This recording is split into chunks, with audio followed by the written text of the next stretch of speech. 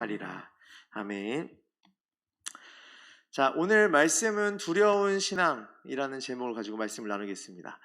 자, 여러분들 하나님을 생각하시면 어떤 생각이 좀 많이 드십니까? 은혜로운 하나님, 사랑이 많으신 하나님, 또는 우리를 도우시는 하나님, 참 하나님에 대한 우리의 감정들이 참 많이 있죠.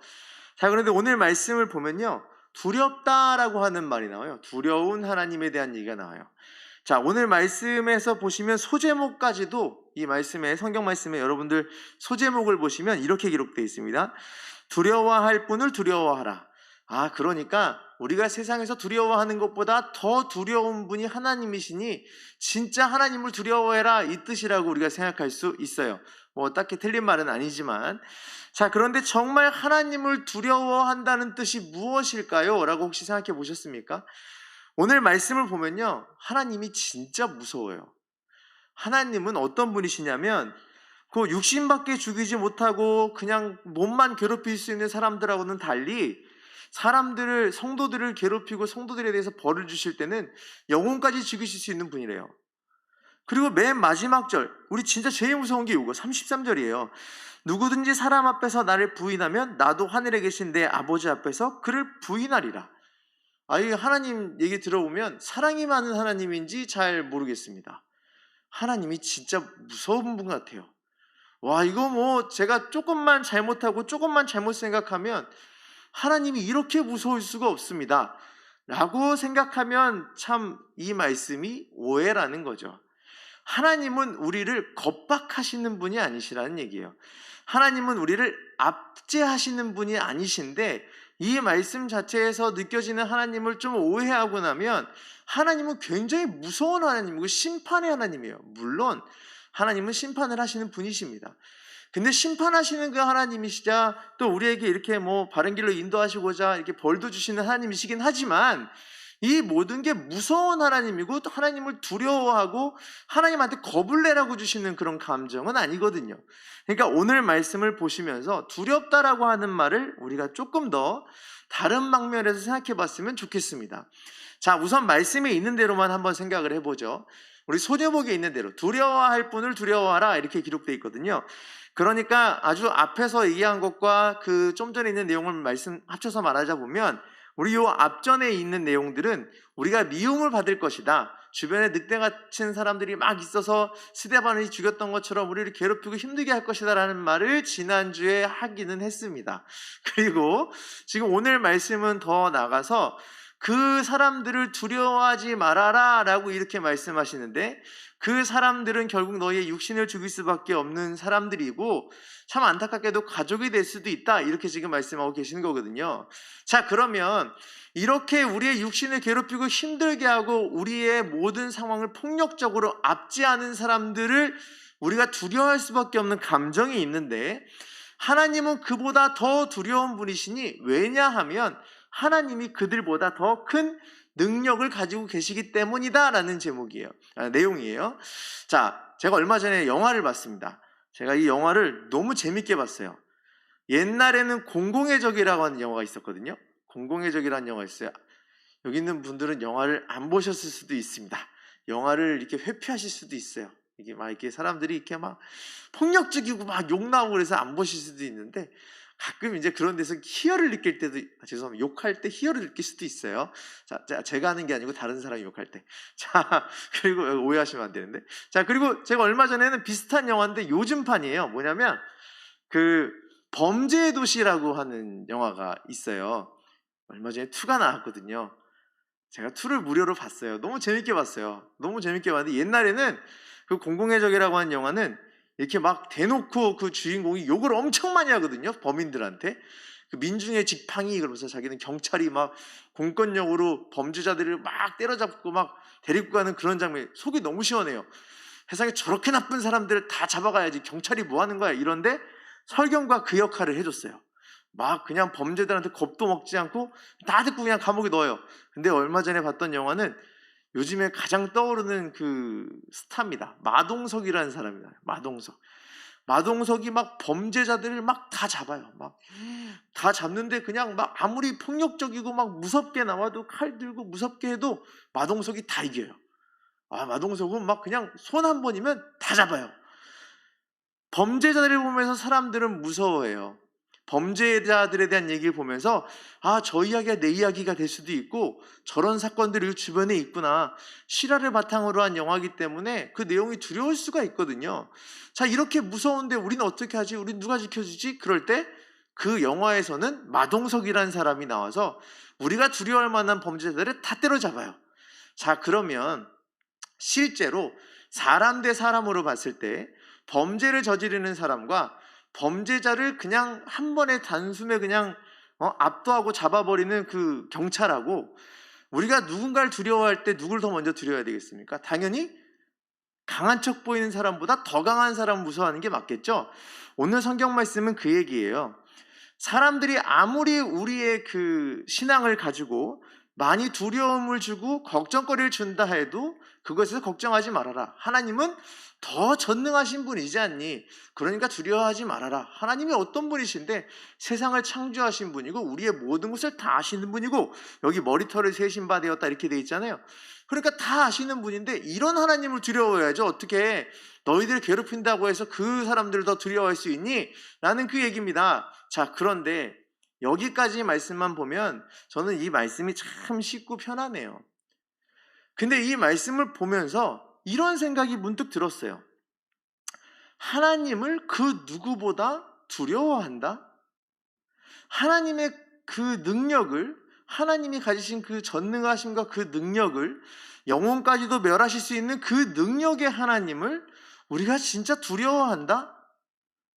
근데 그걸 여러분들 경험해 보셨습니까? 여러분 혹시 그걸 경험해 보셨어요? 전능하신 하나님의 그 능력과 이 땅을 창조하신 하나님을 여러분 마음속 깊이 느끼고 계십니까? 라고 제 스스로한테도 물어봤어요. 너는 혹시 하나님이 얼마나 전능하신 분인지 마음속 깊숙이 느끼고 있니? 성경책에서 보고 예수님의 말씀을 보면 세상에 그 나에게 두려움을 주는 그 무엇보다도 하나님이 더 전능하신 분이라 진짜 무서워해야 될 분은 하나님인데 하나님을 진정 무서워하고 있니? 하나님을 진짜 놀라운 분으로 그 전능하신 하나님을 내 마음속에 두고 있니? 라는 질문을 저 스스로에게 던졌어요. 자, 여러분들에게 똑같이 한번 이 질문을 던져보고 싶습니다. 여러분들 하나님이 얼마나 전능하신지 마음속 깊숙이 느끼시고 또 그걸 경험하고 계십니까? 이거를 못 경험하면 무슨 일이 벌어지냐면요, 하나님을 되게 작은 분으로 만들어버려요. 내 소원을 들어주는 분, 내가 원하는 것만 들어주는 분, 내가 그냥 박박 달려들어서 하나님한테 떼쓰고 달려들면 하나님이 이루어질 것 같은 그런 하나님을 만들어버려요. 하나님은요, 내 소원만 들어주고, 물론 나의 기도를 다 듣고 계시는 분이시긴 하지만 내 기도만 딱 들으시고 내 것만 다 들어달라고 하는 그 떼쓰는 아이의 그 모습을 보고 하나님이 이것도 해줄게 저것도 해줄게 이런 분이 아니시라는 거예요. 우리가 느껴야 될 전능하신 하나님은요, 내 일생을 하나님 계획 안에 모두 두고 계신 분이라고 하는 믿음이 우리에게 있어야 된다는 거예요. 이 전능하신 하나님을 우리가 느끼지 못하고 있으면, 그 하나님을 우리 마음속에 새기고 있지 않으면 우리는 어떻게 바르게 신앙생활을 할 수 있을까요? 하나님이 얼마나 놀라운 분인지 성경책을 통해서 봅니다. 말씀에 기록이 돼 있어요. 말씀이 이거 믿어져요? 다 믿어져요. 근데 하나님은 안 커 보인다면, 한 질문을 받았어요. 이 말씀을 나누고 나니 한 질문을 받았어요. 뭐라고 받았냐면, 저는요 하나님을 믿어요. 성경 말씀도 믿어요. 근데 그 놀랍고 그 전능하신 하나님을 꼭 느껴야 돼요? 성경책이 말씀이 확실하다고 믿는데 이거 다 알고 있는데 하나님 나의 하나님인 것 같은데 그 놀라운 하나님이 느껴져야 돼요? 자, 우리 한번 거꾸로 한번 생각을 해보죠. 여러분 혹시 경이롭다는 거 아십니까? 혹시 또 압도당한다는 뜻으로 혹시 알고 계십니까? 자, 이제 두려움에 대한, 하나님을 향한 두려움에 대한 그 생각을 정립을 해야 되는데, 여러분 혹시 어디에 나가서 놀라운 자연 그 환경을 딱 보시고 나서 우와 소리 나와본 적 혹시 있으세요? 없으실 수도 있습니다. 네. 근데 보통 우리는 잘 감정이 안 그런지 몰라도 외국 사람들은 그 막 놀라운 그 자연환경, 그 자연이나 그런 어마어마한 그 하나님의 창조하신 걸 딱 보고 나서 그 장면에 압도가 돼서 막 눈물을 펑펑 흘리는 외국인들도 있대요. 우리는 한국인이라 그러진 않을 수도 있어요. 자, 그런데 하나님이 하신 일, 하나님이 하고 계신 일에 대해서 우리가 경험을 하고 봤을 때 그 압도당하는 느낌을 이제 두려움이라고 생각하십시오. 여기서 말하는 하나님을 두려워한다는 뜻은요, 무서운 하나님, 공포 주시는 하나님이 아니고 이런 두려움인 거예요. 너무나 경이롭고 너무나 전능하신 하나님이라 생각만 해도 너무나 겁이 나고 무섭고 내가 그 아래 털썩 주저앉을 만큼의 놀라운 하나님을 경험해보자는 지금 말씀을 하고 있는 거예요. 그렇게 하지 않으면 오늘 말씀이나 우리가 평상시에 신앙생활 할 때 하나님을 조그맣게 본다는 얘기고요. 하나님을 나의 사소한 하나님으로 본다는 얘기예요. 이따만 하고 내가 경이롭게 볼 수밖에 없는 하나님을 요만하게 볼 수밖에 없는 신앙생활을 하는 게 과연 옳을까요? 옳지 않아요. 하나님은 요만한 분이 아니신데 우리가 요만하게 보고 있으면 잘못한 거죠. 하나님을 두려워할 수 있다는 것은 다른 말로 바꾸자면 저는 이렇게 말씀드리고 싶어요. 너무나 경이로운 하나님. 그 전능하신 능력 앞에 내가 감히 서 있을 조차 힘조차 생기지 않을 만큼 다리가 풀려서 털썩 주저앉을 만큼의 하나님한테 압도당하는 그런 감정 표현이 두려움밖에 없다는 것 같아요. 그런 두려움을 우리가 느끼고 살아야 되는 거예요. 성도는. 한 번이라도 그런 경험이 우리에게 있어야 돼요. 하나님이 어떤 분인지 확실하게 느낀 적이 있어야 돼요. 그렇지 않으면 누가 저에게 질문했던 그대로 똑같이 저에게 질문할 겁니다. 경이로운 하나님을 꼭 느껴야 돼요? 아니, 전능하신 하나님을 꼭 느껴야 돼요? 성경책 보면 믿는다니까요? 성경책 보면 믿어진다니까요? 아니요. 모르긴 몰라도 그렇게 하나님의 놀라운 능력을, 하나님의 그 전능하심을, 그 하나님의 그 경이로움에 압도당한 적이 한 번도 없고 그 앞에서 내가 아무것도 할 수 없음을 깨닫지 않은 성도라면 하나님을 잘 알지 못하는 거라 생각합니다.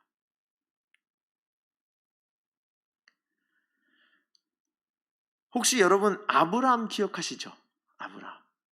자, 아브라함에게 이런 일이 있었습니다. 제가 말씀으로 기록하진 않았는데 아브라함에게 이런 일이 있었어요. 창세기 17장 1절에 있는 말씀이에요. 제가 읽어드리겠습니다. 아브라함이 99세 때 여호와께서 아브라함에게 나타나서 그에게 이르시되 나는 전능한 하나님이라 너는 내 앞에서 행하여 완전하라. 이 이후에도 전능한 하나님에 대한 얘기를 계속 말씀하셨어요. 그리고 이삭이 태어났어요. 자, 그런데 하나님이 어떻게 하시죠? 이삭을 바치라고 해요. 근데 아브라함은 아무 말도 하지 않고 이삭을 바치러 가요. 그리고 이삭을 바치려는 찰나에 무슨 일이 벌어지죠? 여호와의 사자가 나타나서 그러지 말아라. 그리고 하시는 말씀이 있습니다. 이제야 내가 하나님을 경외하는 줄 아노라. 요 경외라는 뜻이 두렵다는 뜻이에요. 경외하는 줄 아노라. 전능하신 하나님께서 내가 전능한 하나님이라고 스스로 말씀하신 그 하나님의 아브라함은요, 하나님이 너무나 무서워서 이삭을 바친 게 아니에요. 하나님이 나에게 어떤 벌을 줄지 내가 너무나 무서워서 이삭을 바치러 간 게 아니에요. 아브라함의 평생에 이 17장 이후에 있는 모든 말씀에 하나님께서 약속하신 장면이 나오거든요. 그 후대에 대한 약속까지 쭉 다 나와요. 모래, 별, 그 다음에 내 자손에 대한 얘기 쭉 계속 나와요. 하나님의 계획이 이만하심을 아브라함에게 다 얘기를 해요. 다 말씀하세요. 그리고 전능한 하나님이라 내가 전능하니 계속 말씀하시거든요. 그 전능하신 하나님을 아는 아브라함이 행한 거예요. 무서워서가 아니라 그 전능한 하나님을 알기 때문에. 네가 하나님을 경외하는 줄 알겠다. 우리한테 맞춰볼까요? 여러분은 이렇게 정말 내가 하나님이 하라고 하는 일에 대해서 정말 하나님의 그 전능하심만을 믿고 각오하고 하나님이 하라는 대로 결단할 수 있겠습니까? 하나님을 경외한 적이 없다면, 하나님을 진정으로 두려워한 적이 없다면, 하나님의 그 전능하심에 그 경이로움에 내가 다리 풀리듯이 주저앉아서 하나님이 아니면 안 돼요, 정말 하나님은 정말 놀라운 분이십니다라고 내가 고백한 적이 없다면 우리는 아브라함같이 결단을 내리거나 그런 행동을 할 수 없을 거예요. 왜냐하면 내가 아는 하나님은 요만한 하나님이니까. 하나님 어떻게 나한테 이삭을 바치라 그래요? 이런 말 한마디도 안 했던 건 전능하신 하나님을 알기 때문이에요.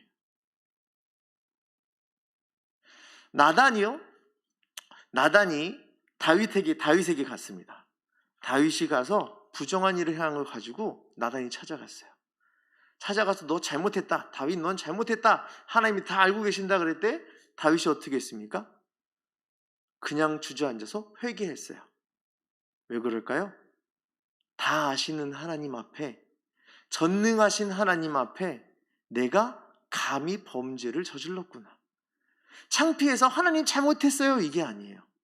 전능하신 하나님 앞에 내가 감히 그 어떻게 함부로 형용할 수 없는 그 하나님 앞에 내가 죄를 저질렀다라고 하는 그 부끄러움에 털썩 주저앉은 거예요. 이만한 하나님의 경이로운 하나님 앞에 주저앉아 회개한 거예요.